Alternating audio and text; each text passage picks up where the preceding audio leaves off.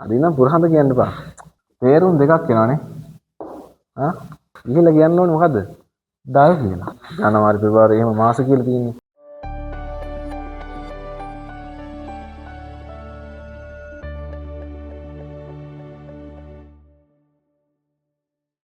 අපි බලමු දල් එක දල් කියන එක මොකද්ද කියලා බලමු අපි. දල් කියන්නේ මොකද්ද කියලා බලමු. දල් එකෙන් සාමාන්‍යයෙන් තේරුම් දෙකක් එනවනේ. දල් එකෙන් සාමාන්‍යයෙන් තේරුම් දෙකක් එනවා. මොකක්ද ඒන තේරුම් දෙක? අපිට ගන්න පුළුවන් සාමාන්‍යයෙන් දල් එක මාස කියන අදහස ගන්න පුළුවන් නේ. මා කියන්නේ මාස වලට තියෙන්නේ ජනවාරි පෙබරවාරි එහෙම මාස කියලා තියෙන්නේ. ඒ මාස වලට දල් කියන තේරුම ගන්න පුළුවන්. එතකොට තවත් තේරුමක් තියෙනවා මේකේ. මේකේ තවත් තේරුමක් වැඩිලා තියෙනවා. මොකද්ද? තවත් තේරුම ඇතුලේ තියෙනවා කියන්නේ ගැබ් වෙලා තියෙනනේ. තේරුම් දෙකක් මෙහෙම විහිදිලා තියෙනවා. හරිද? මොකද්ද? පුරහඳ නැත්තම් හඳ. ඔය මේ ළඟදිනුත් ගියානේ හඳට නේද? එතකොට ඒ හඳේ මේ සිංහල අර්ථය ගන්න මොකද්ද?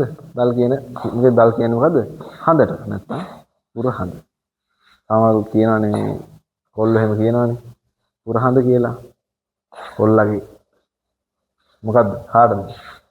කොල්ලගේ ආදරවන්තියනේ. මොකද්ද? දල් කියලා කියනවා. මේ අදිනම් මේ මොකද්ද? අදිනම් මේ පුරහඳ කියන්න එපා. අදිනම් පුරහඳ කියන්න එපා. මොකද්ද හොරින් වලින් කියන දල් කියලා. ඉහිලා කියන්න ඕනේ මොකද්ද? දල් කියලා. මලයි දන්නේ මේ මොකද්ද කියන්නේ ඊට පස්සේ නේද? ඒ තේරෙන්නේ නැහැ නේ. මලයි මේ මොකද්ද කියන්නේ කියලා. මොකද්ද කියන්නේ කියලා බලන්නේ.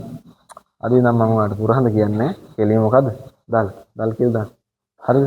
එතුර අවුලන්නේ මොකද්ද? පුරහඳ. ආයි සිංහලෙන් කියන්න ඕනේ නැහැ. පුරහඳ කියලා. කොරින් වලින් කිව්වා දල් කියලා. දල් පුරහඳ පුරහඳ මේ මොකද්ද? ඒතර මේකෙන් තේරුම් දෙකක් අපිට ගන්න පුළුවන්. මොකද්ද? මේ වගේ තේරුම් දෙක එන වචන තියෙනව නේද? තේරුම් එන නාමපද තියෙනවා. ඒ කියන්නේ එකම මේ අර්ථය එන්නේ කොරින් වලින්. හැබැයි සිංහල අර්ථ දෙකක් ගන්න ඒවා තියෙනවා. නේද? මේ මොකද්ද? මේකෙන් අපිට ගන්න පුළුවන් දල් එකෙන් මොකද්ද ගන්න පුළුවන්? පුරහඳයි නැත්තම් හඳයි නැත්තම් අපිට ගන්න පුළුවන් ආය මාස කියන අදහස. ඒ කියන්නේ අර්ථ දෙකක් ගන්න පුළුවන් මාසය සහ පුරහඳ කියන අර්ථ දෙකම අපිට ගන්න පුළුවන්. නේද? හරි.